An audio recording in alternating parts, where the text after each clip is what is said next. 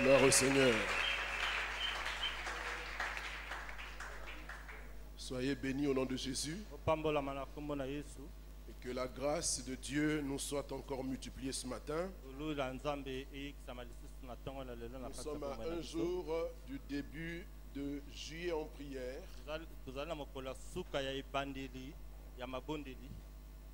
Et donc, l'occasion est belle pour que nous puissions introduire ce mois de prière. Avant toute chose, veuillez saluer votre frère. Salue ton frère.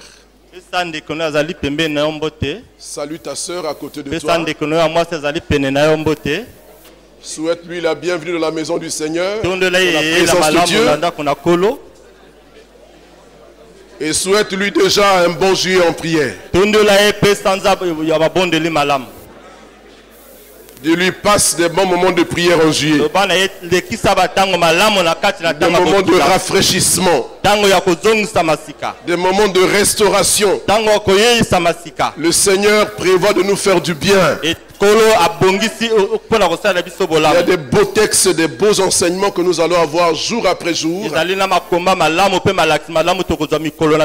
quoi te requinquer en ce milieu d'année. Voulons en profiter pour saluer nos bien-aimés qui nous suivent sur les réseaux sociaux, sur Internet, sur YouTube. Soyez bénis et passez d'agréables moments dans la présence du Seigneur. En attendant de vous voir très bientôt. Alors ce matin, nous allons donc introduire juillet en prière.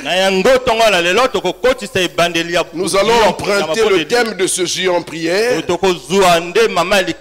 L'Éternel est mon berger, je ne manquerai de rien. C'est une belle confession de foi. C'est une très belle affirmation qui est faite par un homme avisé. Elle est dite par quelqu'un d'averti. Elle se trouve dans le chapitre 23 ou le 23e psaume. Les psaumes, ce sont des poèmes chantés avec un accompagnement musical.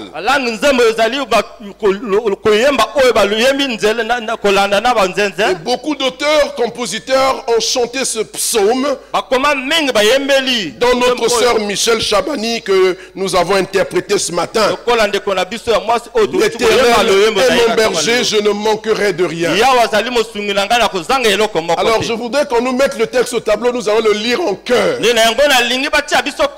que tu peux te lever juste un moment pour que nous lisions ce psaume, que nous puissions dire ce poème tous ensemble en chœur? Voilà, c'est un cantique de David. Il a été composé par le roi David, qui très tôt dans sa jeunesse avait déjà commencé à chanter pour Dieu, à composer. Et au nombre de ces poèmes qu'il a écrits, de ces psaumes qu'il a écrits, il y a celui-ci qui est mémorable. Alors nous allons tous ensemble lire en chœur. Nous commençons bien sûr par le cantique de David. 1 et 2, ensemble. Cantique de David. L'Éternel est mon berger, je ne manquerai de rien. Il me fait reposer dans de verts pâturages, il me dirige près des eaux paisibles, il restaure mon âme, il me conduit dans les sentiers de la justice à cause de son nom. Quand je marche dans la vallée de l'ombre de la mort, je ne crains aucun mal, car tu es avec moi. Ta houlette et ton bâton me rassurent. Tu dresses devant moi une table en face de mes adversaires. Il ma tête et ma coupe déborde. Oui, le bonheur et la grâce m'accompagneront tous les jours de ma vie. Et j'habiterai dans la maison de l'Éternel jusqu'à la fin de mes jours. Est-ce qu'on peut acclamer le Seigneur? Alors c'est ce passage qui va nous guider pas à pas pendant juillet en prière. Et je voudrais que dès ce matin tu t'appropries ce passage. Ce psaume 23 est le texte le plus aimé de l'Ancien Testament. Beaucoup de chrétiens aiment ce psaume et même le récitent de cœur. Je voudrais vous dire certaines paroles qu'un auteur célèbre a dit au sujet de ce psaume 23. Écoutez ce qu'il a dit. Il dit: ce psaume a volé comme un oiseau sur toute la terre, chantant le chant le plus doux jamais entendu. Il continuera à chanter pour nos enfants, pour les miens et pour leurs enfants aussi.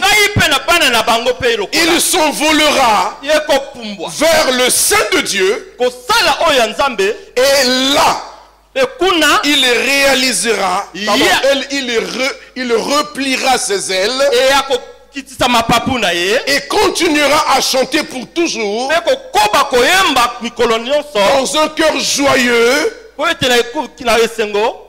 de tout ce qui aura aidé, de tout ce qu'il aura aidé à amener là. En fait, il veut simplement dire ce mémorable psaume a entretenu et entretient encore la foi de beaucoup d'enfants de par la terre entière. Il a chanté pour nous les parents. Il chantera pour nos enfants, pour les enfants de nos enfants, et pour les enfants des enfants de nos enfants, et pour les enfants des enfants des enfants de nos enfants, jusqu'à ce qu'il rentrera dans le sein de Dieu, donc là-bas au ciel. Et là, cet oiseau repliera ses ailes, mais il continuera encore à chanter pour réjouir le séjour de ceux qui seront entrés dans la gloire éternelle. Alléluia. Dieu soit béni parce qu'il nous donne ce merveilleux texte. Et beaucoup de commentateurs pensent que David a composé ce texte alors qu'il était encore jeune berger, avec sa guitare, dans les prairies là où il paissait le troupeau de son père. Et il aurait composé ce chant en se souvenant d'une part de tout le parcours que Dieu a fait faire à Israël pendant sa pérégrination dans le désert, jusqu'à le faire entrer dans la terre promise. Mais aussi, il regarde sa propre expérience en tant que berger. Alors il l'a mise en musique pour expliquer ce que lui-même a été en train de faire en direction de ses brebis, en se rappelant que lui-même était une brebis devant le Seigneur. Et plus tard, 1000 ans encore plus tard, ce cœur-là va continuer à être chanté encore par les anges. Peut-être sur les mêmes plaines là où Jésus est venu au monde 1000 ans après. Mais il y en a d'autres aussi qui pensent que David a écrit ce psaume, qu'il a écrit ce poème alors qu'il se trouvait dans son tabernacle. Vous savez que David, c'est le roi qui a révolutionné la vie de louange et d'adoration en Israël en montant une chorale jamais égalée dans le monde entier. Amen. Une chorale de plus de 4000 choristes qui se relayaient nuit et jour, 24 heures sur 24 heures, dans la présence de l'arche de l'alliance qu'il avait placée sous une tente et qu'il appelait la tente de David, le tabernacle de David. Et là, Dieu était célébré tous les jours. Il avait avec lui Asaph comme chef des chantres, mais il avait aussi Jérémie, il avait aussi Étan, il avait aussi les fils de Corée. Ils étaient nombreux autour de là, qui célébraient Dieu chaque jour, de nuit comme de jour. Dieu était glorifié. Et sous le règne de David, à cause de cette gloire de Dieu qui est dans le pays, David a inauguré une ère de paix en stabilisant le royaume d'Israël. Il a conquis les territoires. Il a sécurisé les frontières du pays. Il a commencé à restaurer l'économie du pays. Jusqu'au moment où il va se retirer quand Dieu l'appelle, il laisse un royaume florissant à son fils. Est-ce que nous pouvons acclamer pour le roi David? Un homme qui aimait Dieu, qui malgré qu'il était devenu roi, n'avait pas perdu ses habitudes. Il était toujours là au tabernacle. Il continuait à chanter avec les choristes. Il continuait à célébrer avec les choristes. Il continuait à composer des chants. Il y a des chants qu'il a composés en accord, en association avec Asaph, avec Ethan et les autres. Alléluia. Amen. David, c'est ce roi-là qui nous montre, qui nous parle de l'Éternel comme étant le bon berger. Donc la foi de David qui est exprimée dans ce psaume s'appuie sur l'ensemble de l'expérience de toute sa vie. Pendant son errance, pendant ses difficultés, pendant ses périls, il a pu remarquer que de la même manière que lui prenait soin de son troupeau, l'Éternel aussi prend soin de nous. Alléluia. Alors ce texte que nous allons examiner maintenant présente l'Éternel sous deux facettes. La première facette, il est le bon berger. Il est le berger de David. Il est le berger d'Israël. Et par conséquent, il est notre berger. Pendant ce mois de prière, approprie-toi ce berger. Il est pour toi. Il est ton berger. Alléluia. Et ressens la protection du berger. Ressens tout ce mois de juillet et toute ta vie désormais la présence du berger. Amen. Alléluia. Le bon berger. Et la deuxième face sur laquelle David présente Dieu dans ce passage, il le présente comme un hôte généreux, un hôte hospitalier qui est prêt à lui ouvrir sa maison et à lui dresser une table pour qu'il puisse se délecter de mets succulents que Dieu est capable de donner. Alléluia. Amen. Pourquoi David dit que l'Éternel est mon berger? Je ne manquerai de rien.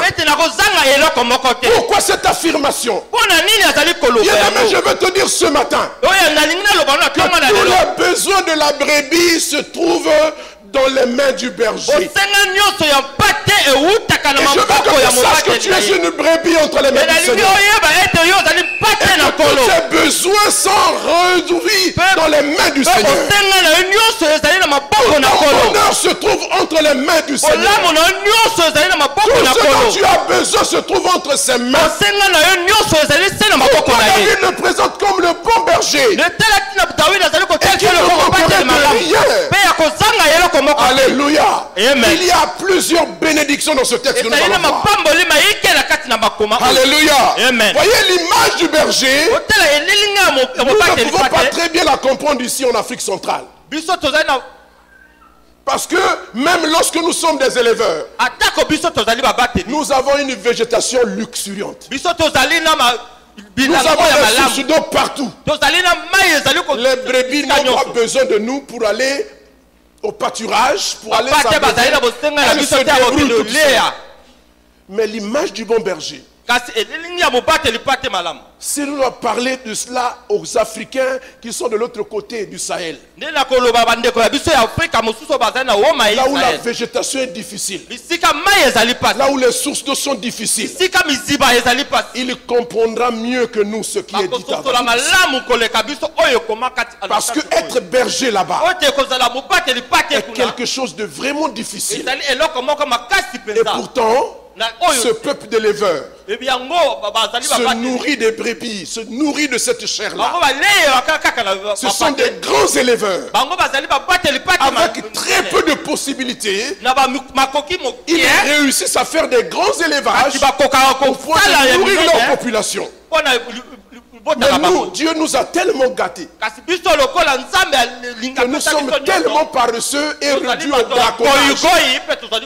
Des braconniers sauvages qui tuent les animaux jusqu'à en finir. Amen. Alléluia. Amen. Nous sommes tributaires de la nature, dépendants de la nature, alors que les autres savent tirer de la nature ce qu'elle peut leur donner, mais avec beaucoup de difficultés et réussite. Donc le Sahélien comprendrait bien mieux que nous que sommes 23. Alléluia. Amen. Donc les raisons pour lesquelles David dit que Dieu, l'Éternel et son berger sont nombreuses. Alors la première d'entre elles se trouve au verset 3. Verset 2, pardon. Parce que l'Éternel pourvoit sa nourriture. Mais ici, il ne parle pas de la nourriture physique. Il parle de la nourriture spirituelle. Il dit, il me fait reposer dans les verts pâturages. En tant que brebis, David conduisait ce troupeau dans les verts pâturages. Il était responsable de son troupeau. Il devait parcourir des centaines et des centaines de kilomètres, des jours à l'avance, pour repérer les bons pâturages. Et ensuite amener ses brebis vers ce pâturage. Parfois cela lui coûtait des journées et des nuits entières. Il passait la nuit à la belle étoile, à la recherche des pâturages. Parce qu'il faut que les brebis puissent s'alimenter correctement. Bien-aimé, là, le roi David ici prend cette image du berger qu'il est lui-même pour dire que l'Éternel pourvoit sa nourriture spirituelle. Il lui donne la nourriture spirituelle qui n'est autre que la parole de Dieu. Ces verts pâturages insondables et insondés, inépuisables. Dieu a mis à notre disposition sa parole. Elle est profonde. Elle est immense. Inépuisable. On peut la lire. Nous sommes là dans des pâturages abondants. Dans des pâturages verts. Voyons en Afrique de l'Est, les animaux mangent même du carton. Ils mangent du savon. Ils mangent tout ce qu'ils trouvent parce qu'il n'y a pas de verts pâturages. Amen. L'herbe qu'on leur donne a séché. Alléluia. Mais David dit, il te conduit dans les verts pâturages. Ce que Dieu te donne ici, je ne suis pas prétentieux. Je ne suis pas orgueilleux. Mais je puis dire que la serfe Dieu nous a bénis. Et nous sommes assis dans les verts pâturages. Nous nous promenons dans les verts pâturages. Des pâturages inépuisables. Si j'écoute les pasteurs prêcher, je dis, oh Seigneur, quelle richesse. Quelle richesse abondante. Quelle richesse inépuisable. Il me conduit dans les verts pâturages. La nourriture spirituelle est à foison.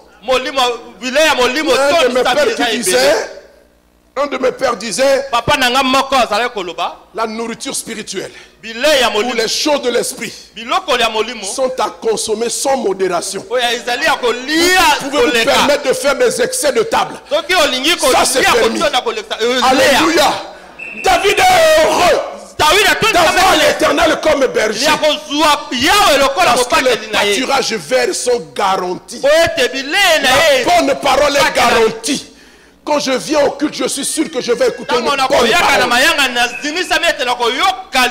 Je vais manger à satiété. Je vais manger à satiété. Les pâturages sont abondants. Alléluia. Amen. Voyez, c'est l'image que David a du berger. Et Dieu pour lui est ce berger-là. Et celui qui marche avec le Seigneur, il ne manquera pas de nourriture spirituelle.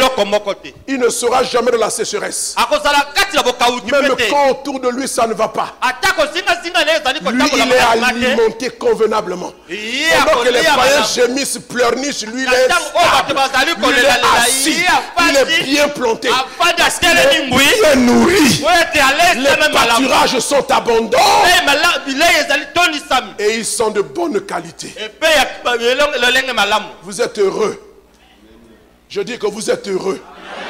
Vous qui suivez l'Éternel. Le berger, il pourvoit au pâturage. La deuxième bénédiction dans ce texte, en tant que berger, voyez, David réalise que Dieu lui accorde le rafraîchissement spirituel dont il a besoin. C'est ce qu'il dit dans la deuxième partie du verset 2. Il dit, il me dirige près des eaux paisibles. Et la première partie du verset 3, il restaure mon âme. Alléluia. L'Éternel pourvoit dans la présence de Dieu. Pour ceux qui le suivent, ils sont rafraîchis. Ils ont un renouvellement. Dans la présence de Dieu, la vie prend une autre tournure. Prend de la valeur. Parce que le Seigneur rafraîchit l'âme de celui qui le suit. Alléluia. Le monde là, avec ses difficultés, ses problèmes, ressemble à un désert aride, pénible, ensoleillé, avec du sable chaud, difficile à franchir. Ce n'est pas facile de vivre aujourd'hui. Ce n'est pas facile d'être père de famille. Ce n'est pas facile d'être mère. Mais ceux qui suivent le Seigneur sont renouvelés dans leur homme intérieur. Ils reçoivent une pluie de Dieu nouvelle qui leur donne d'aborder ces difficultés-là avec foi, avec confiance. Alléluia. Amen. Nous sommes heureux, même au milieu des difficultés. Voyez, le berger conduit son troupeau vers des eaux paisibles. Là où il trouve le repos, il peut se purifier de toutes les souillures de la vie pour une restauration qui les garde connectés à Dieu. Leur âme est bien portante. Alléluia. Ainsi en est-il du psaume 1. Voyez, celui qui se confie en l'Éternel, l'homme qui marche avec Dieu. Le psalmiste dit, il est comme planté près d'un courant d'eau. Son feuillage ne se flétrit point. Et il porte son fruit en sa saison. Tout ce qu'il fait, lui, réussit. Parce que son inspiration vient d'en haut. Pendant que les hommes cherchent le conseil des autres hommes, lui trouve le conseil en l'Éternel qui est son berger, qui le conduit près des eaux paisibles. Alléluia. Amen. Qui le remplit du Saint-Esprit, qui le renouvelle dans le Saint-Esprit, dans la plénitude de l'Esprit. Alléluia. Amen. Le Seigneur donne, accorde le pardon et garde notre cœur en paix. Cette paix qui ne peut venir que de Dieu et qui garde nos pensées en Jésus-Christ, comme dit l'apôtre Paul. Alléluia. Alors que le monde est troublé, traumatisé par toutes les épreuves de la vie, les enfants de Dieu sont tranquilles. Ceux qui marchent avec Dieu, ceux qui ont pris l'Éternel comme leur berger, ils ont la paix de Dieu. Même s'il n'a mangé que du pain avec l'arachide, il a bu de l'eau, il est serein, il est tranquille, il est paisible, il a la confiance de Dieu. Il est en accord avec Dieu. Il n'est pas en conflit avec Dieu. Il est heureux. Plus heureux que celui qui a des milliards. Il est plus heureux. Alléluia. Amen. Il jouit du repos de Dieu. Il jouit du pardon de Dieu. Il jouit de la paix de Dieu.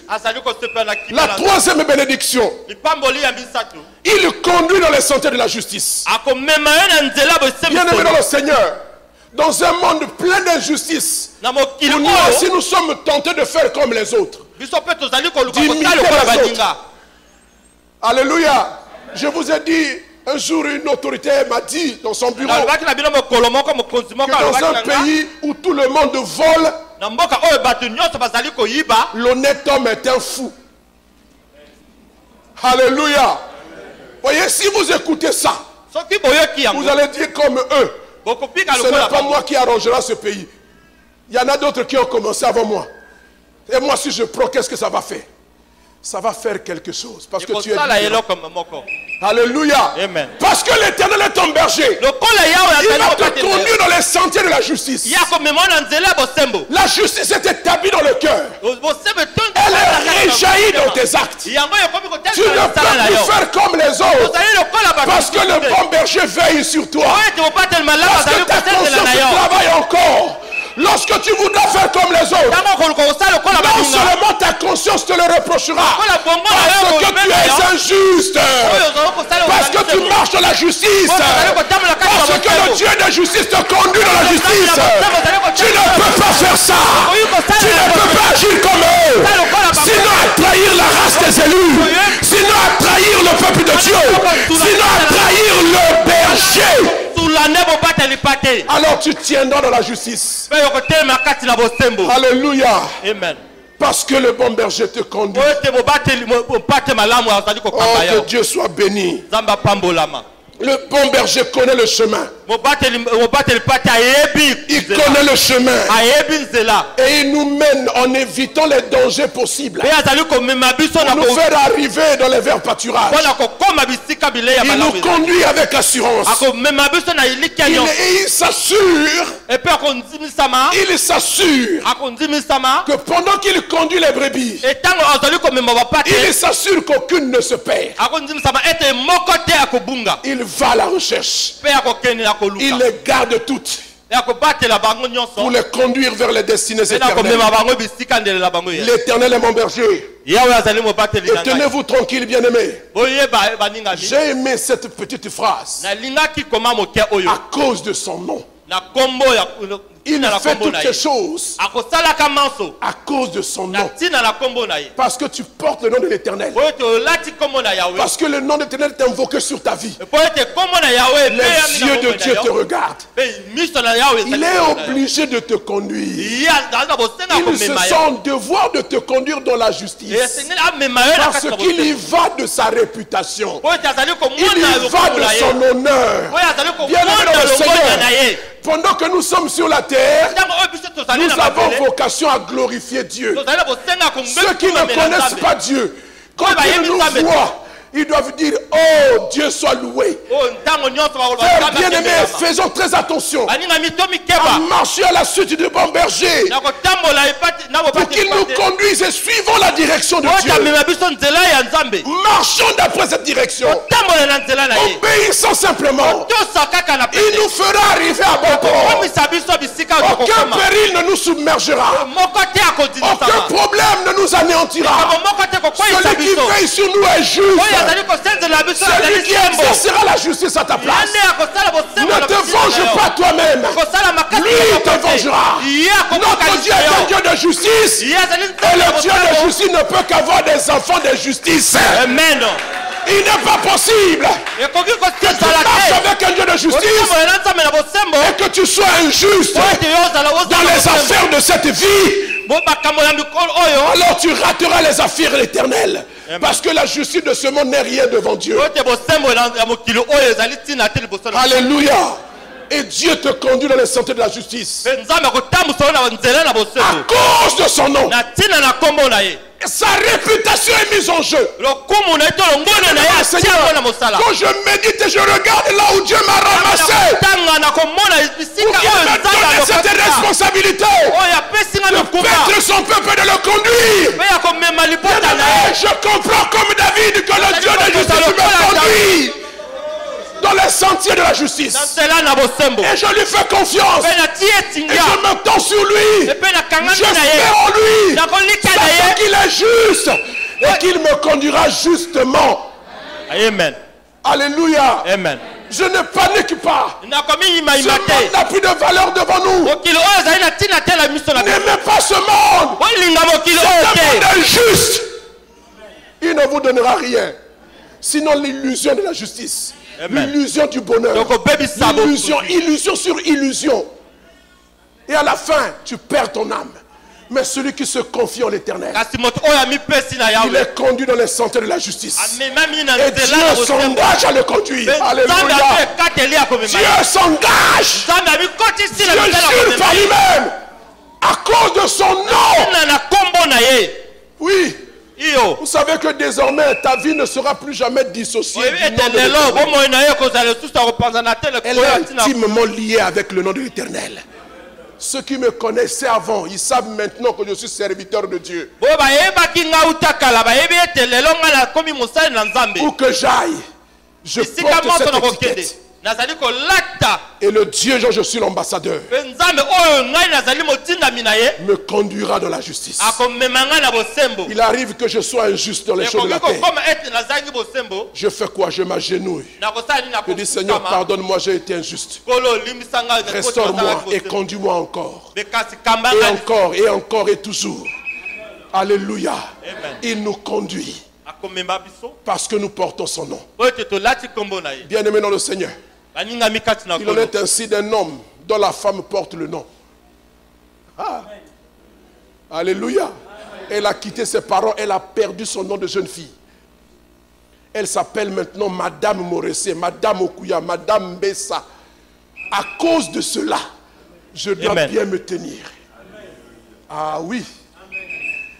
Alléluia. Parce que ma femme, c'est ma gloire. Et moi, je suis la gloire de Dieu. Dieu est obligé de me conduire. Sinon, sa gloire va ternir. Et Dieu est obligé de le faire. À cause de son nom. Tu portes le nom de l'Éternel. Tu ne peux pas te conduire contre ton gré. Il te conduira avec ton accord. Il faut que tu veuilles. C'est pourquoi la confession de foi de David, elle est bonne pour nous. L'Éternel est mon berger. Ce n'est pas Dieu qui le lui fait dire. C'est lui qui le dit. Fort de son expérience. Fort de son vécu réel. Ce n'est pas le témoignage des autres. Ce ne sont pas seulement des simples lectures bibliques. Mais c'est les lectures bibliques, la révélation biblique, ajouter à cela l'expérience de sa propre vie. Quand il dit l'Éternel est mon berger, il sait de quoi il parle. Il a été son berger. Il a vécu cela. Lui-même berger fait cette métaphore, cette analogie. Et réalise que, mais tout comme moi je suis berger, lui aussi mais lui il est meilleur que moi. Alléluia. Amen. Il me conduit. Dieu veut nous conduire. Et laisse-toi conduire. Et si tu te laisses conduire, il te conduira. Alléluia. Amen. Ton cœur ne sera plus partagé. Le problème c'est parce que nos cœurs sont partagés. Nous ne savons pas vraiment ce que nous voulons. On est comme des équilibristes. Non, Dieu ne veut pas ça. Plante tes deux pieds et pose tes pieds sur les traces de ses pas. Un chant comme ça, de Christine et Tonino. Garde courage, ne crains pas, un chemin est déjà frayé pour toi. Garde courage, n'abandonne pas, pose tes pieds sur les traces de ses pas. Amen. Il y a quelqu'un qui a marché avant nous et qui nous a laissé le modèle.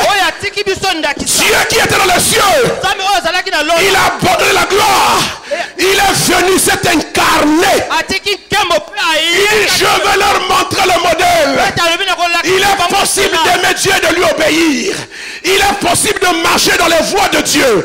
Il est possible de marcher dans la justice. Il est possible de se laisser conduire et d'arriver à la justice avec Dieu parce que son nom est engagé.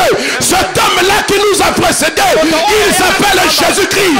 Il a vécu dans le monde. Il est appelé le bon berger. C'est lui le berger par excellence. Il a marché avant nous. Il a vécu dans un corps comme le nôtre. Mais il n'a pas péché. Il a connu toutes les souffrances. Il a connu toutes les soifs. Il a eu toutes les peurs. Mais il n'a pas péché. Alléluia. Amen. Et qu'est-ce que nous avons fait? Simplement poser nos pieds sur les traces de ses pas. Et il a écrit, et il a dit, et je pose mes pieds sur les traces.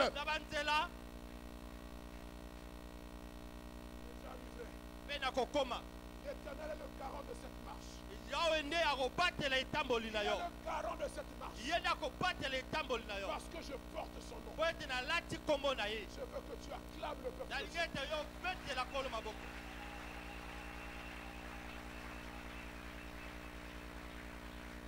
La quatrième bénédiction dans ce psaume pour lequel David dit l'Éternel est mon berger. Il lui assure la protection, la sécurité. Alléluia. Quand je marche dans la vallée de l'ombre de la mort, je ne crains aucun mal, car tu es avec moi. Ta houlette et ton bâton me rassurent. Alléluia. Quand je marche dans la vallée de l'ombre de la mort, la vallée de l'ombre de la mort symbolise tous les périls auxquels nous sommes exposés. Les petits sorciers légendaires, les apprentis magiciens, les féticheurs, tous ces gens qui nous mettent des traquenards sur le chemin. Toutes ces personnes qui ne veulent pas qu'on réussisse. Tous ceux qui viennent nous envoûter pour assombrir notre destin. C'est ce que David appelle la vallée de l'ombre de la mort. Une vallée escarpée, difficile d'orientation, difficile d'accès et donc de sortie. Tu te retrouves là-dedans, tu ne sais pas comment. La montagne escarpée se lève là devant toi. Elle se lève là devant toi. Devant toi. Derrière toi. Tu es comme dans un trou. Il arrive parfois que tu touches le fond dans ta vie. Que tu passes par des temps difficiles. Que tu traverses des épreuves difficiles qui dépassent ton intelligence. Tu ne sais pas comment l'aborder. Tu ne sais pas comment ça va finir. Tu ne sais pas comment tu vas faire. Il n'y a personne humainement qui soit capable de t'aider. Même pas le pasteur, même pas l'apôtre, le prophète, l'évangéliste. Alors tu es réduit à ne compter que sur Dieu. David a vécu ça. Il a connu ça. Il a été traqué par plus fort que lui. Il a été menacé par tes armées entières. Il se retrouve au milieu des Philistins. Il a faim de devenir fou. Ce sont les astuces que... Tout ça, ce sont les astuces de Dieu. Écoute-moi bien aimé. Il te gardera en vie quoi qu'il arrive. Il te protégera quoi qu'il arrive. Quoi qu'il puisse se passer, ne crains rien. Le bon berger est là. Il est fidèle. Le berger, il y en a un. Il est le bon berger. Il a dit, le bon berger donne sa vie pour ses brebis. Il est capable de descendre dans la porte escarpée. Il est capable de descendre au fond de l'abîme et aller te retirer de là, de sortir comme par miracle. Le bon berger. Amen. Oui, quand je marche, tu vas marcher dans la vallée. Si tu ne marches pas déjà dans la vallée,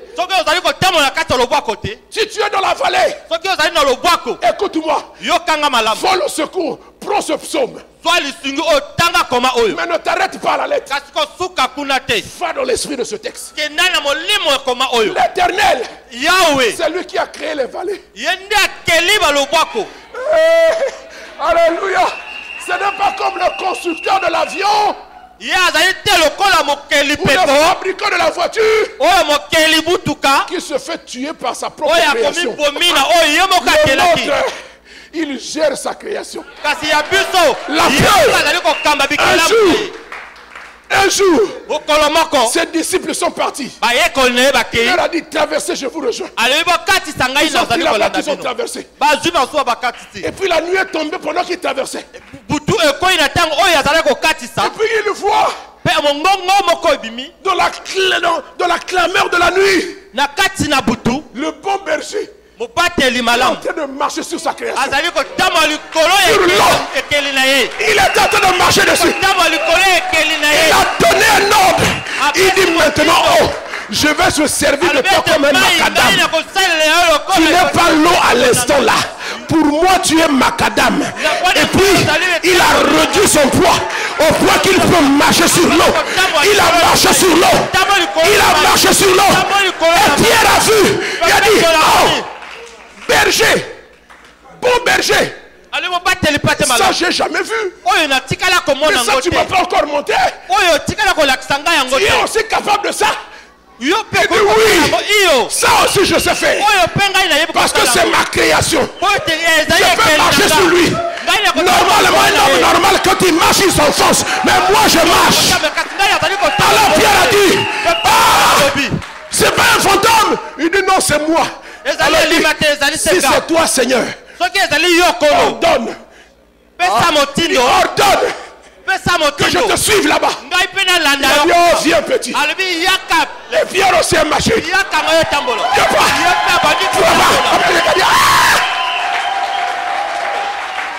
Alléluia. L'Éternel est mon berger. Je ne manquerai de rien. Même si mes ennemis se mettent en meurtre comme des loups. Je suis seul.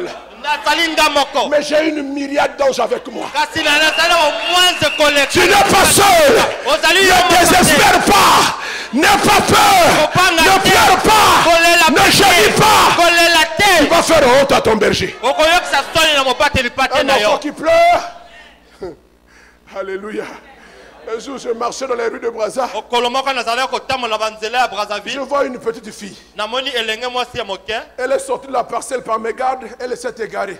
Vous savez ce qu'elle disait? Elle avait les larmes plein les yeux. Elle dit, je cherche mon papa. Je cherche mon papa. Je cherche mon papa. Elle était en larmes. Mais elle cherchait son papa. Oui, tu peux pleurer. Parce que ça fait mal parfois. Ça fait mal, pleure, c'est normal. C'est un humain, tu peux pleurer. Quand tu as fini de pleurer, cherche le berger. Alléluia. Bien-aimé dans le Seigneur, je suis béni par ce texte. Je crois que je vais passer des bons moments de prière. Alléluia. Amen. Ce sera des moments où on va aussi beaucoup témoigner. Parce que souvent on ne témoigne pas de ce que Dieu fait. De comment il nous sort des difficultés. De comment il nous protège. De comment il nous sécurise. Bien-aimé dans le Seigneur. Si nous n'avions pas Dieu, beaucoup d'entre nous ici ne seraient pas en vie. On nous aura oublié depuis longtemps. On nous visiterait seulement le 1er novembre. Alléluia. Amen. Alléluia. L'Éternel est mon berger. Il assure pour moi aussi les besoins de sécurité. La vallée de l'ombre de la mort, elle symbolise toutes les difficultés. Et Dieu nous sort de ces difficultés. Et David utilise deux instruments dont il se sert en tant que berger. Souvenez-vous que le jour où il est en train de plaider pour que le roi Saül le laisse aller combattre Goliath, il dit ceci au roi: ton serviteur paissait le troupeau de son père. Et quand l'ours venait, ou le loup, ou le lion venait, et qu'il prenait une brebis, alors moi je ne me dégonflais pas, hein. Je le poursuivais, je le frappais. Quand il dit je le frappais, là je réfléchissais. Il le frappait avec les coups de poing. J'ai compris qu'il avait des instruments. Il avait un bâton et il avait la houlette du berger. C'est avec ce bâton-là qu'il frappait. Une sorte de gourdin. Il frappe le lion ou l'ours. Mais tenez-vous tranquille. Dieu a plus que la houlette. Il a plus que le bâton. Alléluia. Amen. De sécuriser. Il a une armée contre laquelle aucune armée du monde ne peut tenir. Alléluia. La Bible dit que quand il viendra dans sa gloire, et qu'il va combattre la coalition des armées qui vont attaquer Israël, c'est seulement avec le souffle de sa bouche. Il a anéanti toutes les armées. C'est ce Dieu-là qui est ton berger. Est-ce que tu comprends ça? Quand je vois un enfant de Dieu pleurer, ça m'énerve. C'est ce Dieu de David-là. Il est aussi Alléluia. Amen. Ce Dieu que David chante, c'est aussi le nôtre. Il sait protéger. Il sait garder. Et tiens-toi tranquille. C'est pas parce que tu pries beaucoup. C'est pas parce que tu es fort. Non, c'est parce que lui, il te garde. Et il te garde parce que tu portes son nom.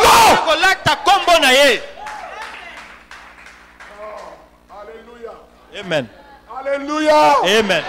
C'est une garantie suffisante. Le nom de l'Éternel est invoqué sur nous. Et Dieu te regarde. Suis-le. Avance à sa suite. Prie, lis la Bible. Sois obéissant. Adore-le. Aime-le. C'est suffisant. Il prend soin de toi.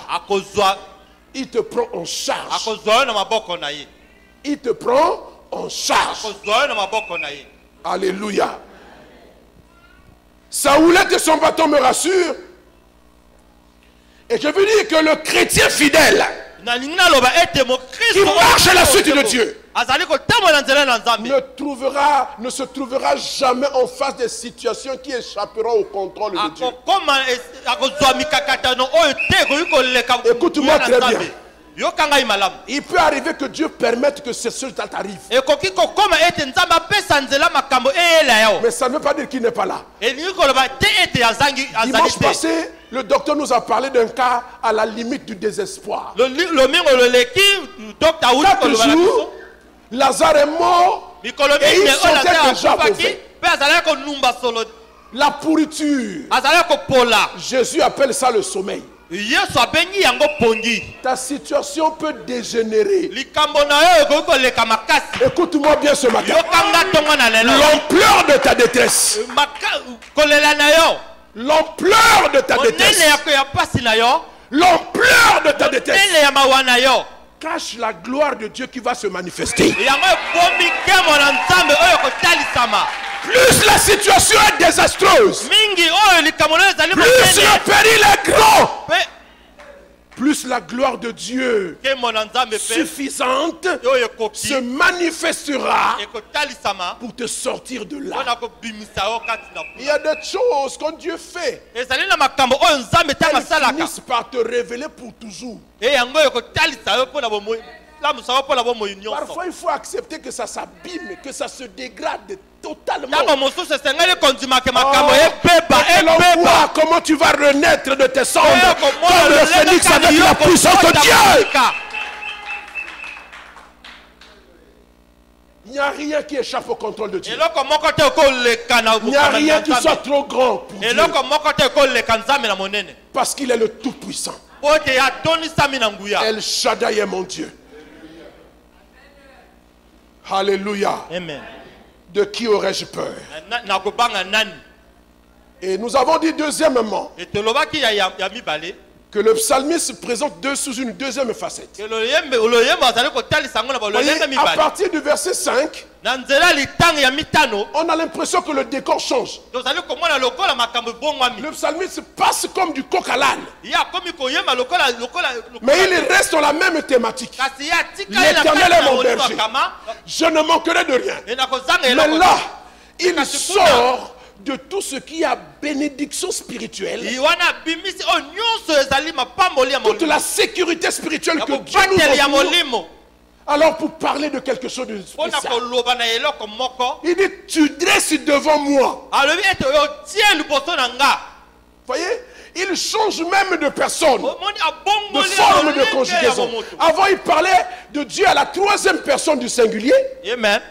L'Éternel est mon berger, je ne manquerai de rien. Il me.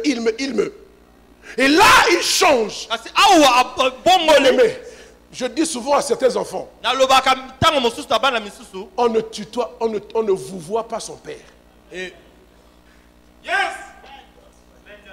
Quand vous voyez votre père, vous êtes en train de montrer qu'il y a une grande distance qui vous sépare de lui. Alléluia. Alléluia. Quand vous m'appelez, dites papa, toi, tu. Il faut dire tu, il ne faut pas me dire vous.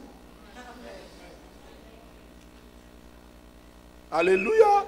Amen. Donc David, il se rediffe transmutation, il se met en face de Dieu, il dit tu.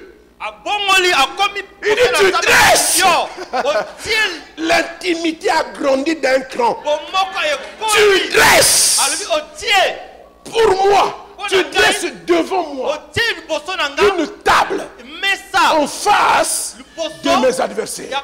Vous savez, j'ai toujours aimé ce psaume-là avec beaucoup d'amour. Voyez, ici, il voit un Dieu qui donne la provision. Il s'agit vraiment de la nourriture, hein? C'est vraiment une table. Donc Dieu se met en hôte généreux qui dresse, d'abord qui ouvre sa maison et qui me dresse une table. Amen. Alléluia. Qui pourvoit à mes besoins existentiels et réels. Mes besoins de tous les jours. Malgré tous ceux qui travaillent à ce que je ne les ai pas. Tous les sorciers qui bloquent tes affaires, qui ont bloqué ton avancement au travail, Dieu te dresse une table. Et il te voit assis à la table, flanqué de Dieu, en train de te délecter. Manger un prophète, c'est trop faible. De te délecter de mets succulents. Que Dieu, une table dressée des mains personnelles de Dieu, de l'Éternel, ton berger, il a dressé. Tu t'assois confortablement. N'aie pas peur. Ils sont là en face. Ils te regardent. Tu manges. Tu te délectes. Mais ils ne peuvent rien Hey, qui va me toucher dans la main de Dieu? Oh, bien-aimé, est-ce que vous savez que vous êtes bénis? Enfin, s'il y a mes adversaires, ils voient, mais ils ne pourront rien. Quand Dieu va te bénir, ils ne pourront rien. C'est pourquoi je ne veux pas dire que la bénédiction de l'Éternel enrichit, elle ne se fait suivre d'aucun chagrin. Amen. Non, il peut y avoir des persécutions, il peut y avoir des tribulations, mais pas de chagrin. L'enfant de Dieu qui passe dans les tribulations n'a pas de chagrin. Est-ce que vous me comprenez? C'est-à-dire les épreuves sont là, les difficultés sont là, les problèmes sont là, mais je ne suis pas chagriné. Je comprends cela comme des escaliers que Dieu peut. S'il n'y a pas d'escalier, tu ne peux pas aller haut. Alléluia. Il faut que les adversaires soient là. Tu trouves à manger, mange. Maintenant, on va rentrer au jeûne, on va jeûner. Quand c'est le jeûne, on ne le mange pas. Il ne faut pas confondre les moments. Il y a des temps où on s'abstient. On dit là, je cherche Dieu. Et quand le jeûne va finir, Dieu va bénir. Quand tu dois manger, mange bien. Et mais n'oublie pas le Seigneur. Alléluia. Amen. Tu dresses devant moi une table en face de mes adversaires. Il est celui qui pourvoit à nos besoins. Et dans ce banquet que Dieu nous dresse, dans ce festin que Dieu nous donne, alléluia. Amen. Voyez, nous voyons l'image d'un Dieu hospitalier, d'un Dieu plein d'amour, d'un Dieu qui connaît. Il y a des prières qu'il ne faut jamais faire. Parce que c'est comme si vous enfoncez une porte qui est déjà ouverte. Qui t'a créé avec un estomac? Pourquoi tu peux lui demander la nourriture? C'est lui qui t'a donné un estomac. Il sait que l'estomac, là, il faut l'alimenter. Amen. Il y a des prières qui ne valent pas la peine.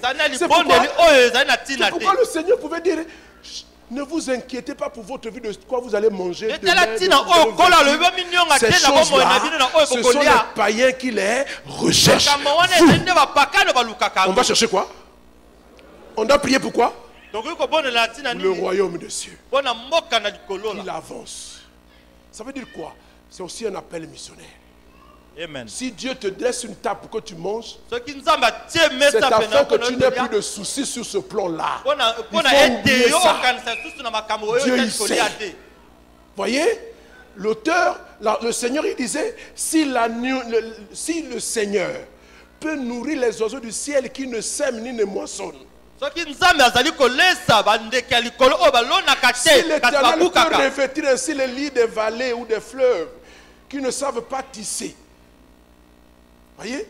Et il dit, même Salomon dans sa gloire n'a jamais été vêtu comme lui.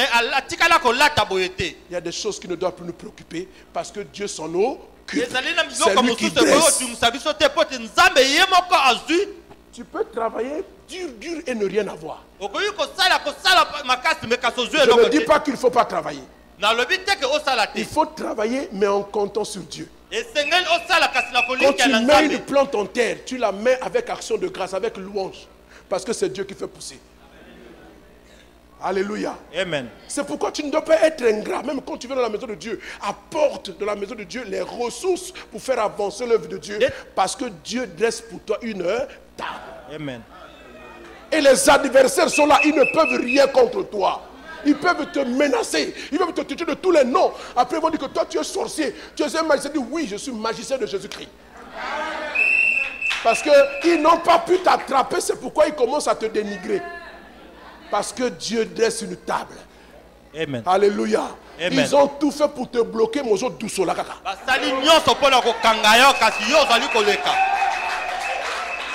On ne peut pas te contenir. On ne peut pas te maîtriser. Oh, je vais terminer. Alléluia. Amen. Et puis il dit, Il dit, tu reduis ma tête. Et ma coupe déborde. C'est une image d'une vie abondante que Dieu te donne. Voyez, la coupe, c'est l'image de la vie de quelqu'un. Ta vie est une coupe entre les mains de Dieu. C'est Dieu qui l'a remplie. Nos vies sont des vies abondantes, doivent être abondantes de louanges, abondantes d'adoration, abondantes de prière, abondance. Parce que l'Éternel remplit nos vies. Une huile qui nous parfume, qui donne le repos, qui donne la santé.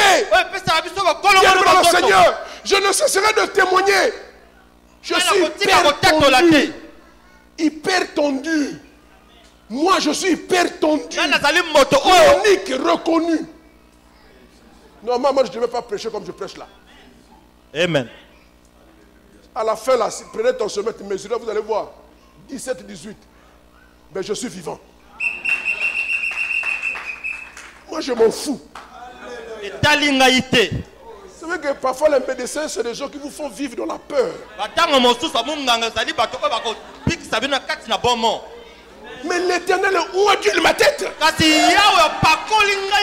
n'est plus moi qui contrôle ma vie, c'est pas moi. Et Dieu ne peut pas se permettre qu'un médecin qui a étudié le corps humain pendant 7 ans puisse contrôler le corps de Denis, mais ça, serviteur de l'Éternel. Moi, j'aime les médecins. Quand il y a j'appelle les médecins. Mais quant à me contrôler, pas question. Moi, je refuse ça. Je refuse ça. Je sais là où je suis. Je sais ce que je vaux dans les mains du Seigneur. Et lui, il sait. Il sait que je sais qu'il sait.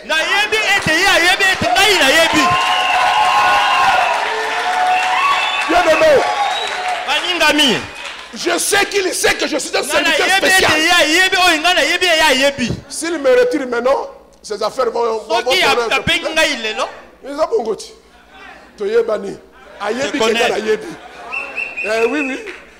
Mais c'est comme ça. Alléluia. Amen. Mais Seigneur, je n'ai pas de problème, je vais aller faire ton travail. Toi, tu t'occupes du reste. L'Éternel est mon berger. Je ne manquerai de rien. Il commence par une confession et il termine par une autre confession.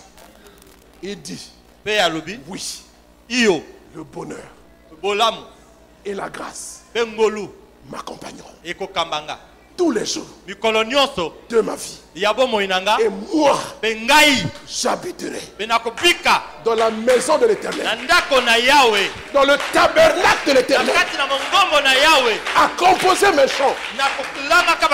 Quand j'ai fini de signer les papiers de l'État, quand j'ai fini de signer les décrets royaux, quand j'ai fini de tenir les réunions, je me retrouve dans le tabernacle. Amen. Avec Asaph, avec Jeduthun. Il dit, mais donne-moi la note là-bas, Do. Non, Ré. Donne-moi Ré. Donnez-moi Ré. Mais où est Ré? Mais où est ce jour-là? Mais j'ai fini de prêcher, là, je vais chanter. Oh. Oui. J'habiterai. Et là, avec Asaph, avec Jeduthun, avec les chants. J'ai dit la dernière fois, on avait chanté quoi? C'était en Ré, non? Oui. On avait dit quoi? Tout mon bonheur se passe là devant sa face. Il n'y a pas meilleur roi.